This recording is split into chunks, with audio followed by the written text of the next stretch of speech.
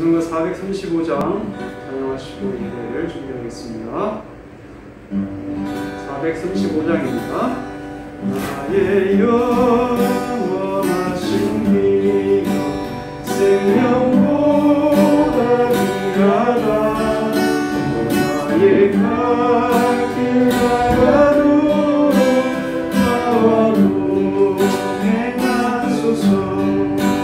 주께로 가까이 주께로 가오니 나의 갈 길 가라도 나와 동행하소서.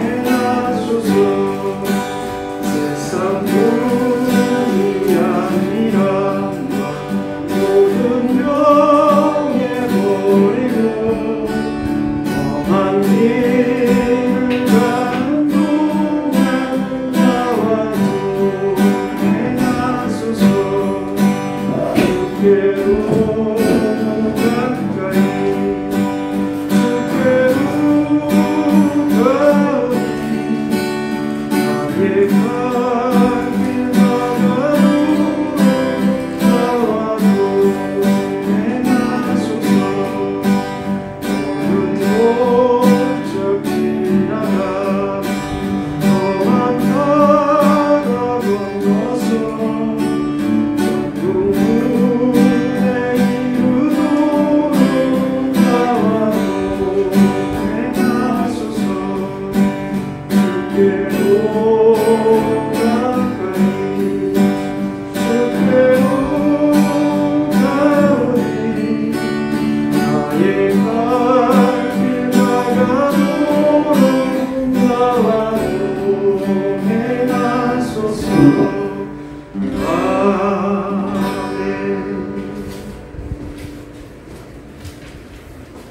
아멘. 428장 찬양하겠습니다.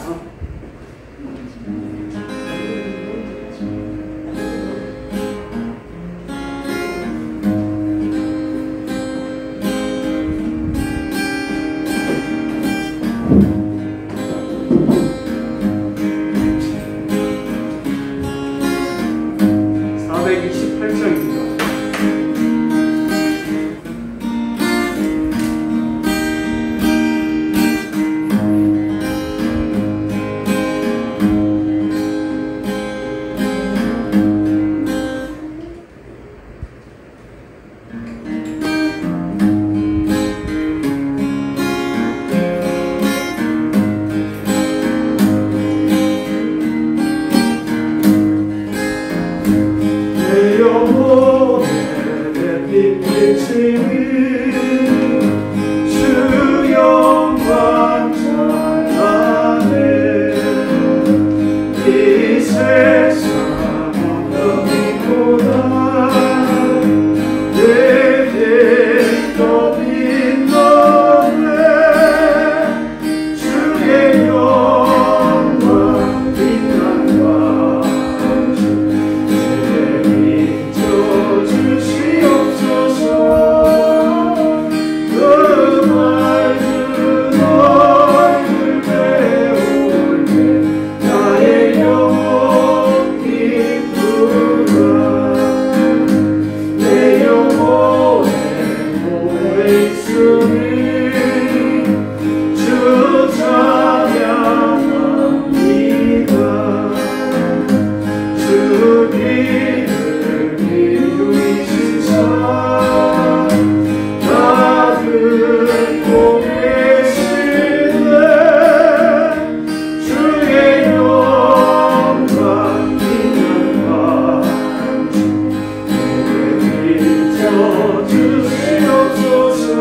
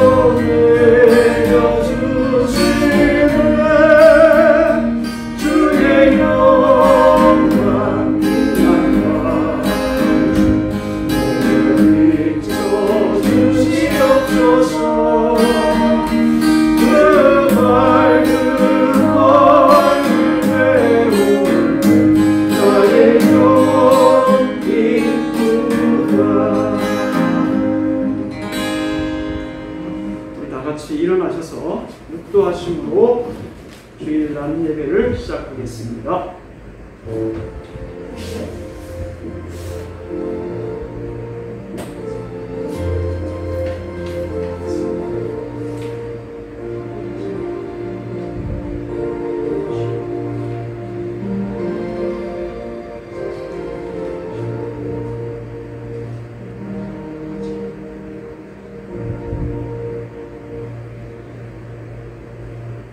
아버지께 참되게 예배하는 자들은 영과 진리로 예배할 때가 오나니 곧 이때라.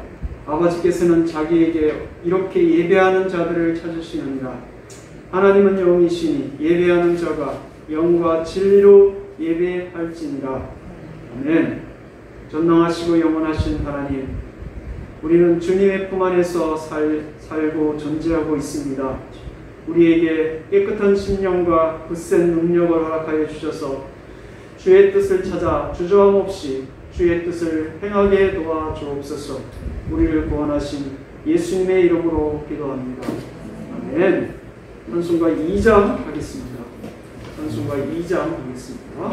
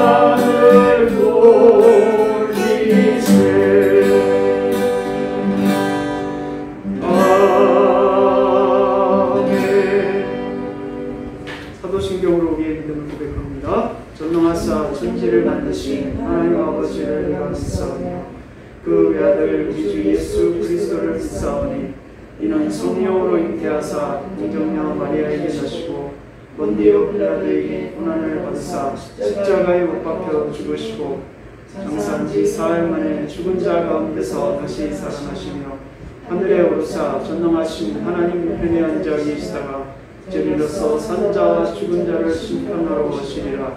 성령을 믿사오며 거룩한 공예와 성도가 서로 교통하는 것과 죄를 사하여 주시는 것과 몸이 다시 사는 것과 영원히 사는 것을 믿사옵나이다. 아멘. 앉으셔서 교동문까지 하시고 앉으십니다. 교동문 35번 주보에 있습니다. 교동문 35번.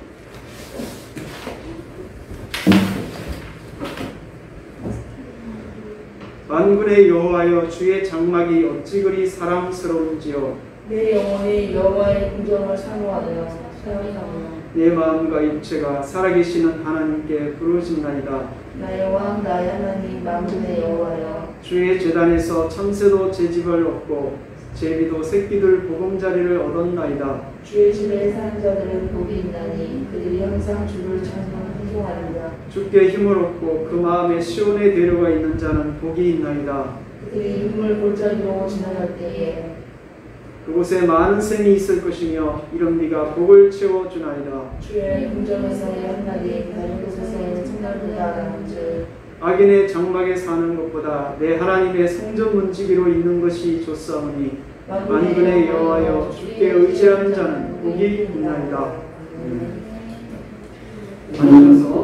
함께 앉으셔서 42장 찬양하겠습니다.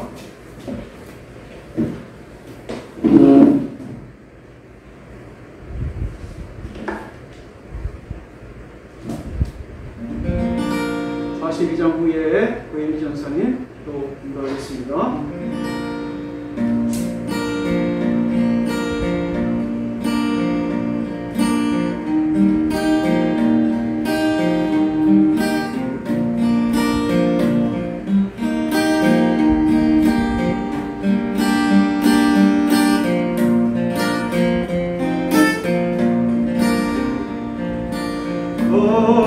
거룩한 주님께 예배를 드리세 무릎을 꿇고서 영광 돌려 금받은 순종과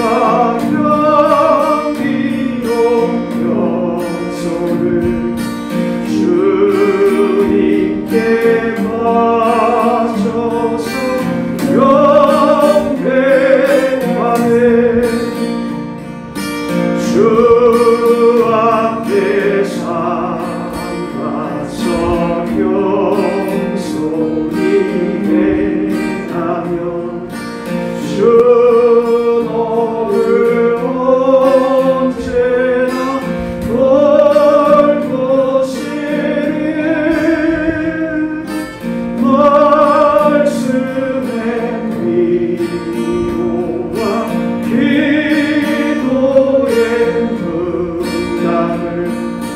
내 발길 바르게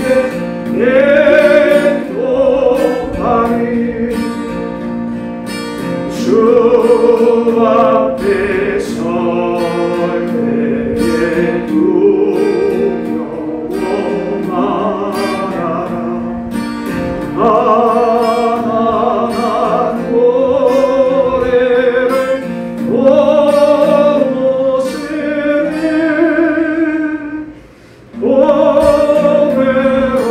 진리와 온유한 사랑을 주님께 다 바친 귀한 예물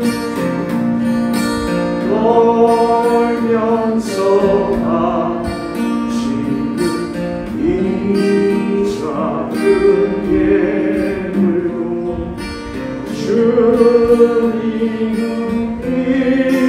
위하여 나누시는 어둠 날 지나고 새 아침 맞으니 믿음과 소망을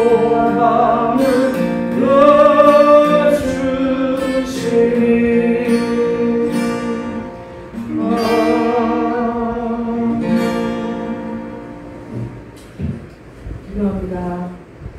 살아계신 하나님 아버지, 오늘도 귀한 하나님의 날에 주님 앞에 예배할 수 있는 은혜를 주셔서 너무 감사 찬양을 올려드립니다. 이 시간 우리가 온전히 예배할 때에 주의 보혈과 정말 성령으로 예배할 수 있도록 도와주시고 또 예배를 통해서 말씀을 통해서 또 하나님 만날 수 있는 귀하고 복된 시간 되게 하여 주시옵소서.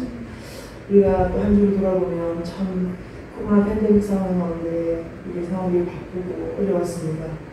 그런데 불구하고 우리를 지켜주신 하나님의 은혜를 기억하고 감사하며 또 하나님 앞에 우리가 지금 깨어있지 못했던 우리의 삶을 지금 고백하오니 용서하여 주시옵소서. 우리가 다시 한번 예배를 통하여 회복될 수 있게 도와주시고 또 예배를 통하여서 또 하나님 영화롭게 될 수 있는 귀하고 복된 시간 되게 주시옵소서. 주님, 무엇보다 샬롬교회를 세우신 하나님의 목적과 계획이 있을 줄 믿습니다. 이제 세워진 이 교회가 비록 작고 연약하지만 이 지역사회를 살리고 이 지역 안에 죽어가는 영혼들에게 복음을 전하며 또한 말씀을 가르치며 말씀을 세우며 또한 다시금 주님 앞에 예배자로 설 수 있는 그런 복음적 사명을 감당하는 샬롬교회가 되게 하시고 또 부흥과 성장과 신앙의 인격과 성숙이 있게 하여 주시옵소서. 이 일에 있어서 하나님 무엇보다 담임 목사님 드렸습니다. 강건케 하여 주시고 충만케 하셔서 무엇보다 이 성전 안에 우리들 마음 가운데 하나님 아버지의 마음이 있을 수 있도록 은혜를 베풀어 주셔서 정말 하나님의 놀라우신 은혜와 영광이 이 교회를 통하여 일어나게 하여 주시옵소서. 또 우리를 통하여서 이 정말 교회를 통하여서 영혼들이 살려지고 주일학교가 세워지고 또한 선교하고 교육하며 또 하나님께 찾으시는 그러한 교회가 될 수 있도록 주님께서 은혜를 더하여 주시옵소서. 앞으로의 모든 절차들과 모든 것들을 함께 하시며 무엇보다 또 샬롬교회를 통하여 선교하시는 선교사님들 계십니다. 이한마 선교사님, 우리 일반 선교사님, 또 이스라엘 선교사님 귀한 사역 가운데 기름 부으시고 충만케 하셔서 하나님의 나라가 이들을 통하여 돌아오게 도와주시고 선교사님의 정말 건강과 사역 위에도 충만케 하시고 함께하여 주시옵소서. 샬롬교회가 하나님 정말 선교하며 또 하나님 앞에 드릴 수 있는 그런 재정과 일들도 축복하시고 또 믿음의 동력자들을 붙여주셔서 함께 동력하며 하나님 나라의 공동체가 될 수 있도록 역사하여 주시옵소서. 또한 주님, 오늘도 교회에 참여하는 귀한 오면의 가정이 있습니다. 주님께서 함께 하시고 우리 아이들이 귀하게 자랄 수 있게 하시며 하나님을 만나서 하나님의 계획이 무엇이며 하나님의 비전을 발견할 준비할 수 있는 우리 귀한 아이들 될 수 있도록 축복하여 주시옵소서. 오늘도 귀한 말씀 듣습니다. 집중할 수 있게 도와주시고 모든 예배 가운데에 정말 악한 영이 틈타지 못하도록 역사하시며 이 모든 말씀 예수님의 이름으로 기도드립니다. 아멘.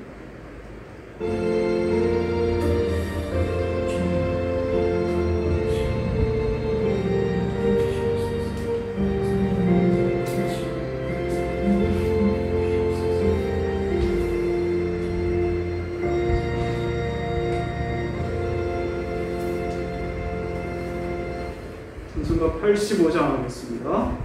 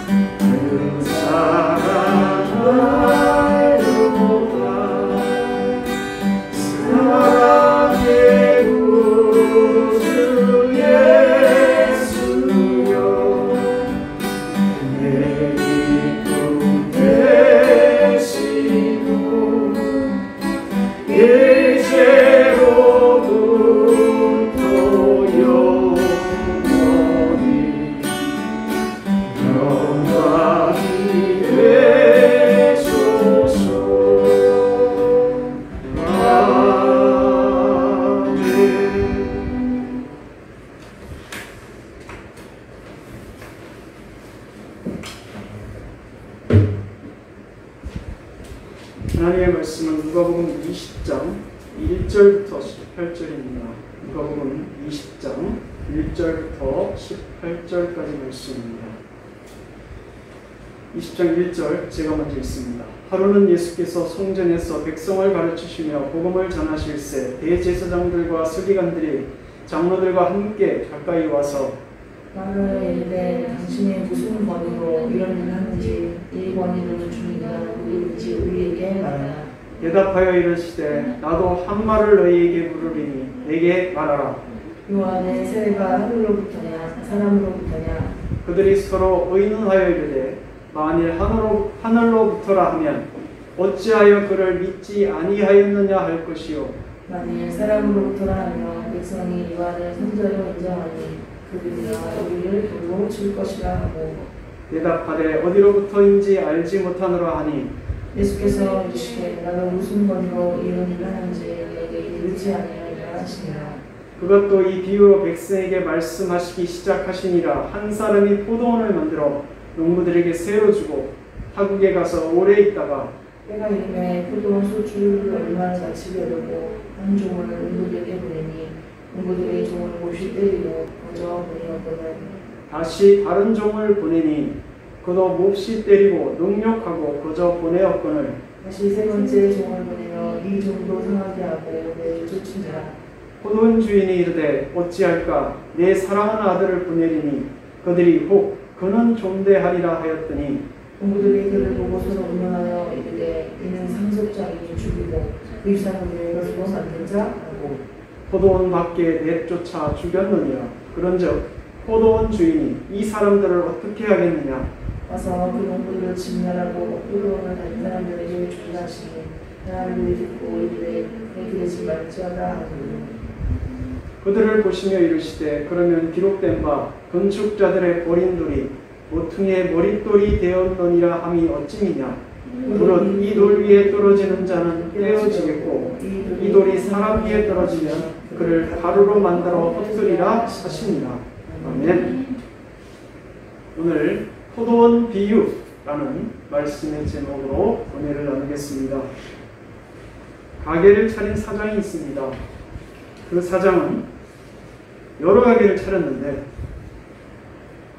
누구는 이 가게에다가 다른 사람을 또 세우고 또 이렇게 종합 금융위원입니다. 그래서 이 회장이 아들을 자기 가게에 보내어서 수금을 하게 하는 겁니다. 이제 가게 세도 있을 것이고 또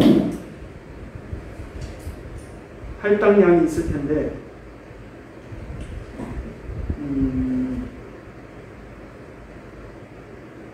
아들이 이제 그것을 물려받게 될 것이니까 그 아들이 가서 그 가게를 돌아보고 이제 수금을 하게 하는 것입니다. 그래서 가게의 직원들은 사장의 아들이 주인인 것처럼 깍듯이 그를 대접할 겁니다. 만약 직원들이 아들을 함부로 대하게 된다면 그 직원들은 그 회장한테 어떻게 될까요? 여기 자기 땅에 와서 사람들에게 자신이 하나님의 아들이라고 말했던 사람이 있습니다. 예수님은 자신을 하나님의 아들이라고 말했던 것입니다. 오늘 세 가지를 배울 텐데 예수님의 권위, 포도원의 비유, 모퉁이의 머릿돌 이 세 가지를 살펴보고자 합니다. 1절부터 8절은 예수님의 권위에 대해서 말하고 있습니다.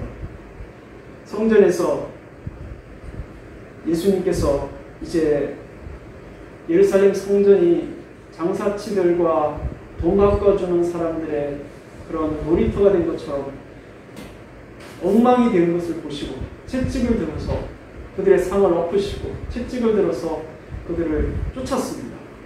하나님의 성전이 장사꾼의 장사터냐고 시장이냐고 그럽니다. 예수님 당시의 이스라엘은 이방 나라의 침입을 받아서 나라는 있지만 나라의 구실을 못하고 있던 그런 식민지에 가까운 곳이었습니다. 그래서 알렉산더의 부하 장군들이 그 땅을 차지했는데 장군이 차지를 했는데 이제 그가 자기 마음에 맞는 사람을 대제사장으로 임명을 했기 때문에 하나님의 말씀이 이스라엘의 유대 나라에 제대로 가르쳐 질 수가 없는 거예요. 왜냐하면 제사장 중에서 제일 높은 사람이 하나님을 무시하고 그렇게 가르치는데 어떻게 그 밑에 있는 제사장들과 그것을 말씀을 듣는 백성들이 제대로 된 신앙을 가졌겠어요. 그런 상태에서 예수님이 오신 거예요. 그러다 보니 장사꾼들은 왜 장사꾼들이 나타났는지는 아시죠? 이스라엘이 넓기 때문에 먼 곳에서부터 예루살렘 성전에 예배하러 1년에 절기 때마다 와야 되는 겁니다. 남자들 20살 이상 그런 장년들이 와서 예배하고 그래서 먼 곳에서부터 5일이나 6일 걸리는 그 먼 길을 만약에 아이들까지 데려온다면 얼마나 멀겠어요. 그러니까 만약에 임신한 사람이 있다면 어디에 태워서 와야 될 거고 그러다 보니 돈을 가지고 와서 예루살렘 성에 가서 사가지고 이제 성전에 들어가서 각 사람이 자기 죄에 해당되는 것을 사가지고 형편되는 만큼 잘 사는 사람은 소를 잡을 것이고 못 사는 사람은 비둘기나 이런 걸 잡을 거예요. 그래서 칼로 그것을 목을 걷고 피를 다 이제 제사장이 피를 받아서 번제단에다가 묻히고 땅에다가 뿌리고 그런 일들을 하게 하는 겁니다. 그래서 그 짐승에게 자신의 죄를 대신 전가하는 겁니다. 이걸 매일 아침 저녁으로 번제를 해야 되고 또 절기 때마다 해야 되고 안식일마다 해야 되는 겁니다. 제사가 계속 끊임없이 이루어지는 곳이니 너무 힘들죠. 사람들이 먼 곳에서부터 양이나 염소를 끌고 올 수는 없습니다. 그러다 보니 이제 장사꾼들이 나타나기 시작한 겁니다. 그리고 그 장사꾼들한테 대제사장이나 제사장들이 돈을 받고 뇌물을 받고 장사를 하게 하는 겁니다. 그러다 보니 이 예루살렘 성전이 엉망이 된 겁니다. 그래서 예수님이 채찍을 들어서 상을 얻고 내리친 겁니다. 대제사장 입장에서 볼 때에 이 사람들이 볼 때니 예수님이 어디서 온 사람인지도 모르는 사람이 자기들이 잘못했다고 야단을 치고 채찍을 들어서 내리치니 얼마나 황당하겠습니까?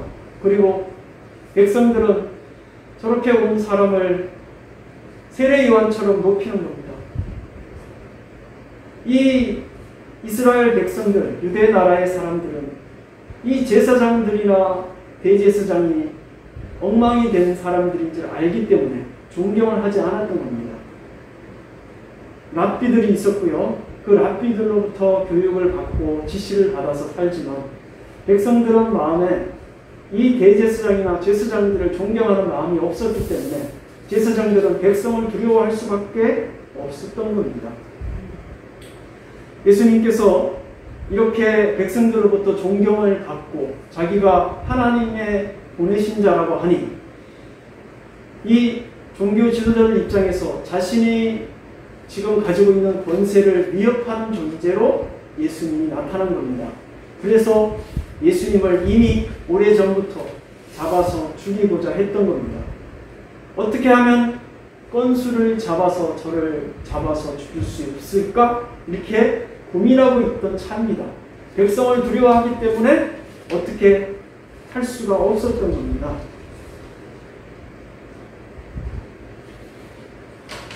일반 백성들도 예수님의 전하시는 말씀과 또 예수님의 기적을 보고서 하나님의 보내신 자 메시아이심을 깨닫고 있었고 존경하고 믿고 그를 따르고 있었는데 이 하나님을 믿는다고 하는 사람들이 하나님으로부터 온 예수님을 믿지 않고 오히려 예수님을 대적하고 예수님을 핍박하고 있는 이 상황인 것입니다.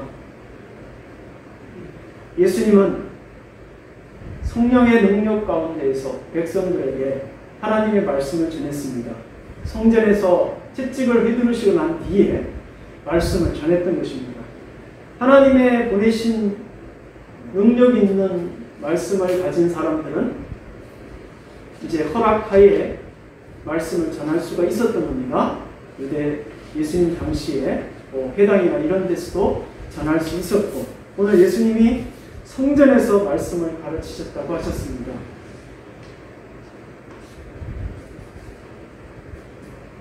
유대인들이 이제 대제사장과 서기관들 또 장로들이 예수님께 와서 당신이 무슨 권위로 사람들을 가르치고 무슨 권위로 채찍을 내리치고 우리를 잘못했다고 이렇게 하십니까? 당신 도대체 어디서 온 사람입니까? 하나님으로부터 온 사람입니까? 아니면 사람이 보내서 온 사람입니까? 이렇게 하셨는데, 예수님은 구약 성경 이사야서에 또 예레미야서에 기록된 것처럼 백성을 구원할 자고 또 귀신 들린 자를 고치고 가난한 자를 고치고 그런 메시아의 권위를 가지고 나타날 자라고 하셨는데, 예수님께서 그와 같은 그 능력을 행하신 것을 본 사람들은 예수님을 메시아로 인정을 했습니다. 그러나 이 완악한 유대 종교 지도자들은 그런 예수님을 믿지 않고 있는 것입니다.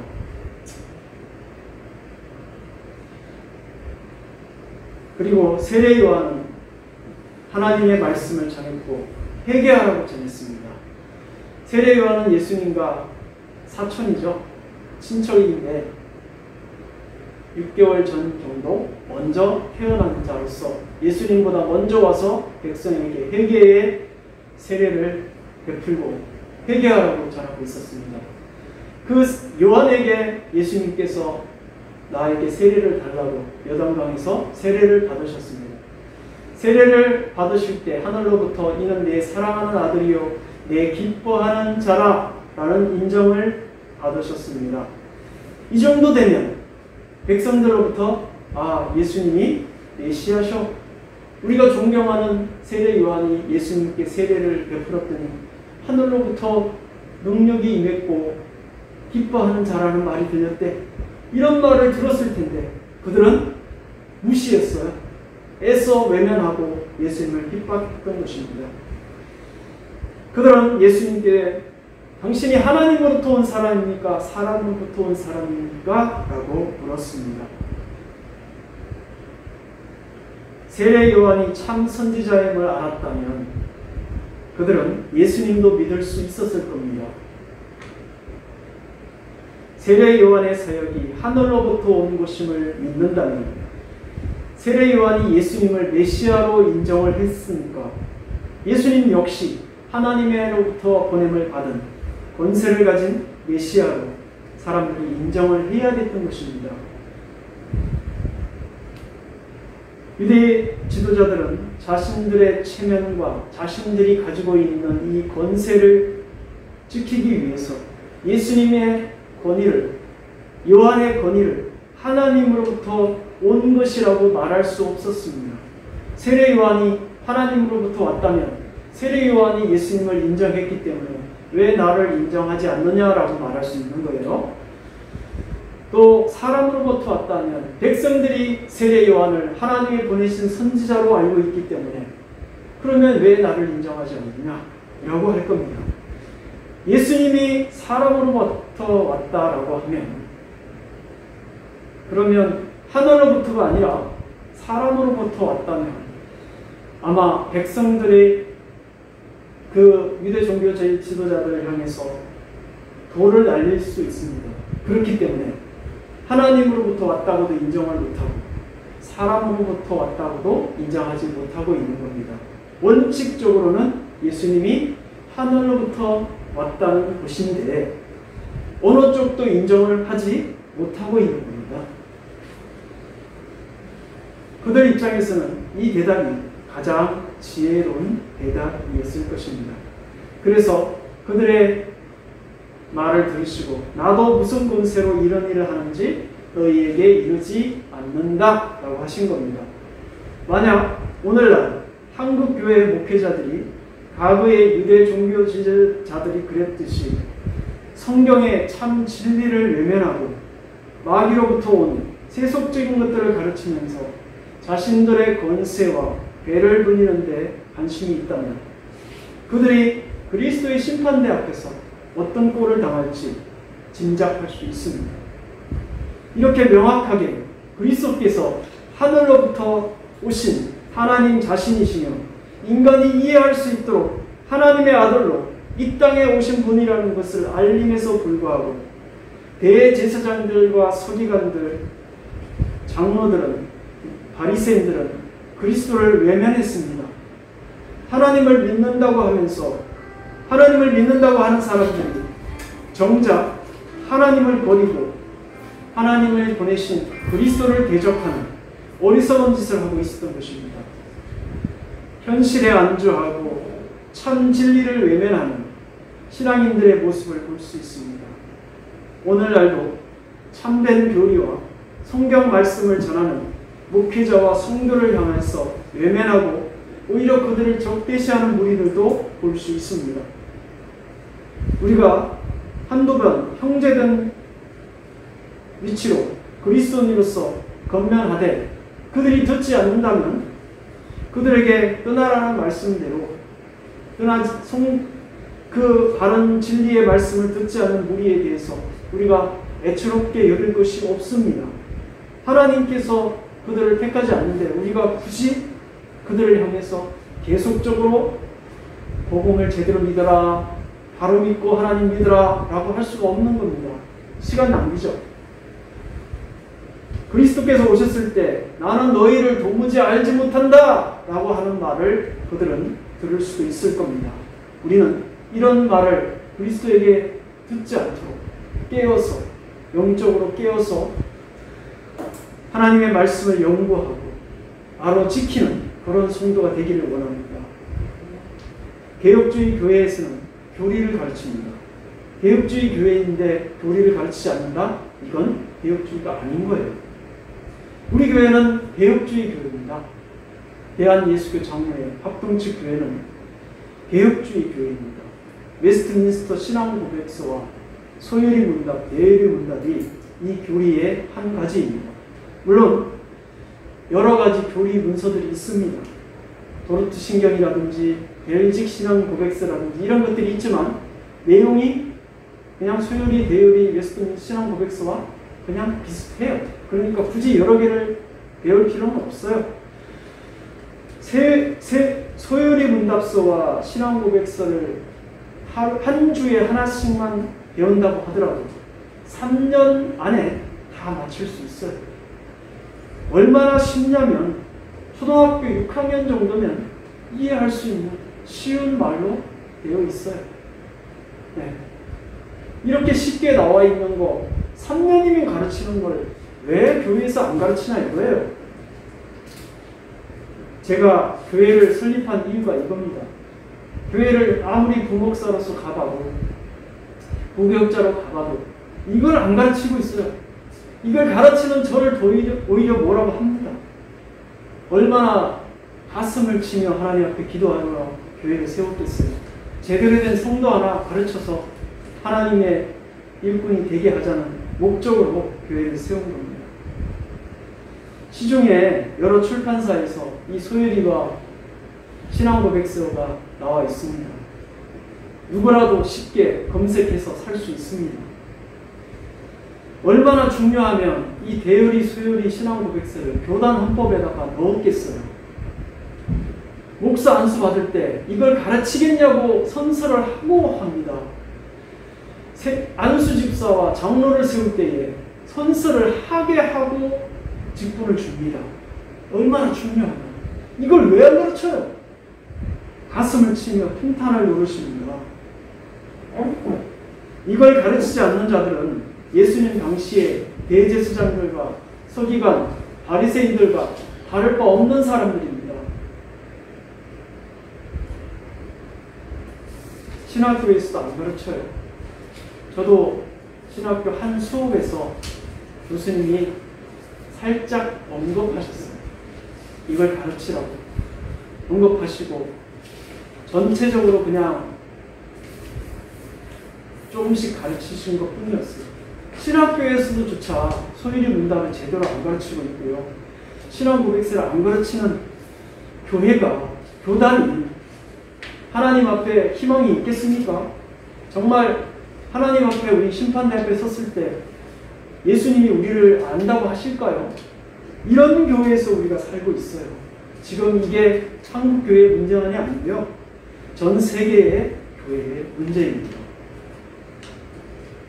세속적인 것들을 가르치는 목회자들의 목회 방식에 대해서 이것을 아는 사람들이 아무런 이의 제기도 없이 맹목적으로 따르고 있다면 정말 우리는 하나님 앞에서 회개해야 될 겁니다.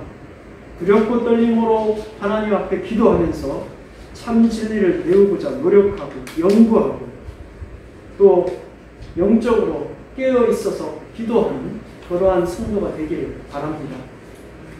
유대 종교 지도자들이 그리스도의 가르침을 외면하고 대적한 것처럼 현재도 그들처럼 세속적인 가르침으로 성도들을 가르치는 목회자들이 있습니다. 그리스도께서 두 번째 포도원의 비유는 종교 지도자들이 물은 것에 대한 답을 그들도 이해할 수 있도록 비유로 말씀하신 것인데 예수님의 권위가 하나님께로부터 나오는 것임을 가르치고 있습니다. 이 말씀을 하신 그리스도께서는 예수님을 죽이고자 도모하고 있는 유대 종교 지도자들의 악한 계획을 이미 알고 계시다는 것을 보여줍니다. 포도원 주인의 아들을 죽인 농부인 유대인들을 진멸하고 다른 사람들인 이방인들에게, 즉 우리에게 구원의 길을 열어주신 것을 말씀하고 있는 것입니다. 하나님께서 진리를 외면하는 악한 유대 지도자들 대신에 이방인들을 불러서 구원하신 것처럼 성경에 참 진리를 탐구하는 성도에게 구원의 길과 천국의 영광을 보여줄 것입니다. 바리새인처럼 세속적인 것에만 관심을 두고 그리스도께서 촛대를 옮겨 구원의 길에서 멀어지지 않도록 두렵고 떨림으로 신앙생활 하시기를 소망합니다. 모퉁이의 머릿돌입니다. 모퉁이의 머릿돌은 건축 시에 벽면의 기초가 되는 돌로서 건물이 완공된 후에 건축자의 이름이 새겨지는 중요한 돌입니다. 건축자들의 버린 돌이 모퉁이의 머릿돌이 된 것처럼 예수님께서 유대인들에게 버림받아서 초라하게 십자가에서 죽임을 당하셨으나 하나님께서 그를 부활시키시고 그리스도를 믿는 자에게만 구원으로 인도하고 믿지 않는 자는 지옥 심판을 당하게 하시는 심판주로 재림하게 하셨습니다. 머릿돌이 사람에게 떨어지듯이 심판주로 오실 그리스도의 구원은 영원히 영광스럽고 지옥 심판은 영원히 고통스러울 것입니다. 심판주로 오실 모퉁이의 머릿돌이 되신 그리스도의 영원하신 구원과 심판에서 천국의 기쁨으로 인도되는 역사가 있기를 주의 이름으로 축원합니다. 오늘 말씀의 결론입니다. 세 가지인데요. 첫 번째, 유대 종교 지도자들이 그리스도의 가르침을 외면하고 대적한 것처럼 현재도 그들처럼 세속적인 가르침으로 성도를 가르치는 교회들이 있습니다. 그리스도께서 유대 종교 지도자들에게 자신이 어디서 온 분인지 답을 하지 않고 외면하신 것처럼 그런 자들은 그리스도의 심판대 앞에서 외면당할 수도 있습니다. 하나님께서 진리를 외면하는 악한 유대 지도자들 대신에 이방인들을 불러서 구원하신 것처럼 성경의 참 진리를 탐구하는 성도에게 구원의 길과 천국의 영광을 보여줄 것입니다. 바리새인처럼 세속적인 것에만 관심을 두어서 그리스도께서 촛대를 옮겨서 구원의 길에서 멀어지지 않도록 두렵고 떨림으로 신앙생활 하시길 바랍니다. 세 번째, 심판주로 오셔서 모퉁이의 머릿돌이 되신 그리스도의 영원한 구원과 또 그리스도의 엄격한 심판에서 지옥으로 가지 않도록 천국의 그 영광을 얻는 기쁨이 저와 여러분에게 있기를 주의 이름으로 축원합니다. 오늘 말씀을 생각하면서 기도하는 시간을 갖겠습니다.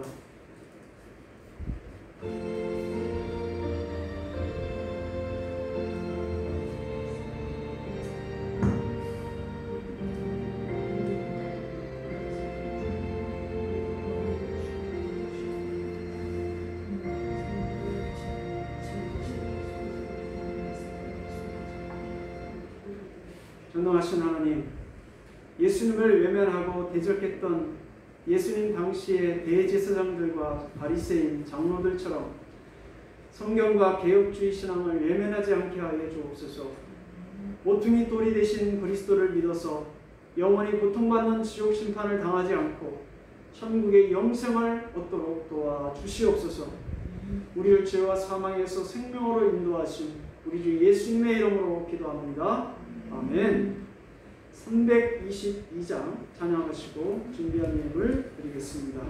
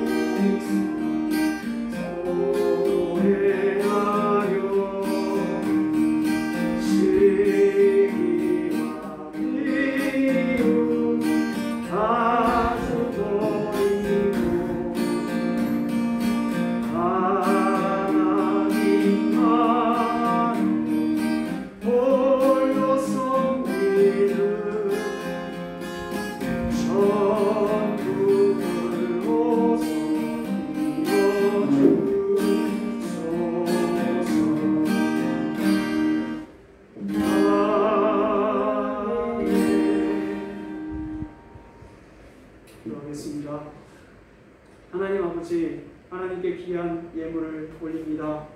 주님, 우리의 예물과 하나님께 향한 헌신과 사랑을 받으시옵소서. 11조와 감사함금을 드립니다. 주님, 받으시고 하나님의 은혜가 늘 넘치는 역사가 우리 가운데 있게 하여 주옵소서. 주님의 놀라우신 사랑이 함께 하시고 또 우리 함께한 모든 성도들에게 또 가정과 자녀들에게 하나님의 복과 평강이 있게 하여 주옵소서. 주님, 하나님 앞에 귀하게 예물을 드렸습니다. 구원미 정하연, 또 구혜미 성님 첫 예배를 할 수 있게 하심을 감사합니다. 아이들을 잘 가르칠 수 있도록 도와주옵소서 기도합니다. 하나님의 은혜와 사랑이 넘치게 하시고 또 늘마다 주와 함께 동행하며 우리의 가정과 또 우리의 모든 혈연 관계에 있고 지인들이 구원의 역사가 함께하는 복된 관계가 될 수 있게 하여 주옵소서. 직장과 사업장에서 또 가정에서 그리스도를 높이며 그리스도의 영광을 돌리는 복된 성도들 되게 하여 주옵소서. 예수님의 이름으로 기도합니다. 아멘. 특별한 광고 말씀은 없습니다. 다 함께 일어나셔서 53장 찬양하겠습니다. 다 함께 일어나셔서 53장 하시고 축도로 예배를 마치겠습니다.